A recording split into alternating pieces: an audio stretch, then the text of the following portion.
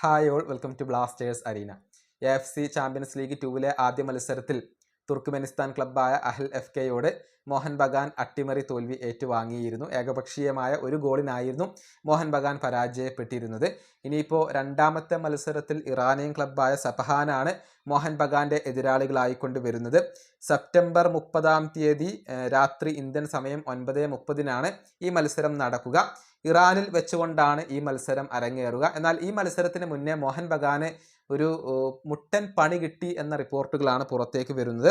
റവ് sports ഗ്ലോബലാണ് ഇക്കാര്യം report ചെയ്തിട്ടുള്ളത്. അതായത് മോഹൻ ബഗാന്റെ വിദേശ താരങ്ങളെ വിസ പ്രശ്നം ഇപ്പോൾ അലട്ടുന്നുണ്ട്. അതുകൊണ്ട് തന്നെ 4 പ്രധാനപ്പെട്ട താരങ്ങൾക്ക് ഒരുപക്ഷെ ഈ മത്സരം നഷ്ടമായേക്കാം എന്ന റിപ്പോർട്ടാണ് പുറത്തേക്ക് വന്നിട്ടുള്ളത്. റിപ്പോർട്ടിലെ പ്രസക്ത ഭാഗങ്ങൾ ഇങ്ങനെയാണ്. നിലവിൽ മോഹൻ ബഗാന്റെ 4 വിദേശ താരങ്ങൾ വിസ പ്രശ്നം നേരിടുന്നുണ്ട്. ഇറാനിൽ കളിക്കാനുള്ള വിസ ഈ 4 താരങ്ങൾക്ക് അപ്രൂവ് ആയിട്ടില്ല. അതുകൊണ്ട് തന്നെ AFCക്ക് മോഹൻ ബഗാൻ ഒരു കത്ത് അയച്ചിട്ടുണ്ട്.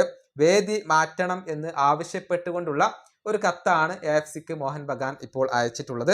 എല്ലാ താരങ്ങൾക്കും സ്റ്റാഫിനുമുള്ള വിസയ്ക്ക് വേണ്ടി മോഹൻ ബഗാൻ അപേക്ഷിച്ചിട്ടുണ്ട്. മാത്രമല്ല എല്ലാവർക്കുമുള്ള ഫ്ലൈറ്റ് ടിക്കറ്റും ഹോട്ടൽ റൂമുകളും ഒക്കെ ബുക്ക് ചെയ്തിട്ടുമുണ്ട്. ഇന്ത്യൻ താരങ്ങളുടെ കാര്യത്തിൽ സങ്കീർണതകൾ ഒന്നുമില്ല.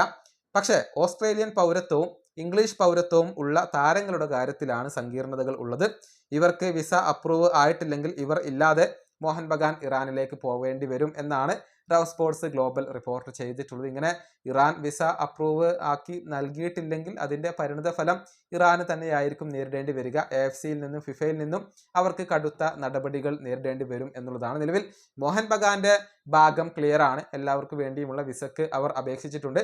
ഇനിയിപ്പോൾ ഇറാനാണ് ഇക്കാര്യത്തിൽ തീരുമാനമെടുക്കേണ്ടത്. ഈ വീഡിയോയുടെ അവസാനിപ്പിക്കുന്നു. അടുത്തൊരു വീണ്ടും കാണാം.